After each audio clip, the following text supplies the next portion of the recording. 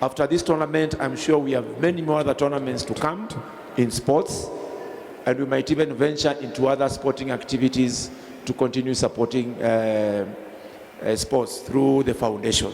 These are the top teams, the top 6 teams in the country, the top in the last league, and also I think Thunder has come in as one of the leading teams also. So basically they are the top teams in the country.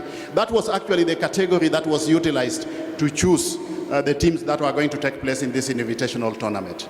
It is based on performance. It's performance based. So the top 6 team for men and top 6 team for ladies. And another, the national team is currently the Secretary General.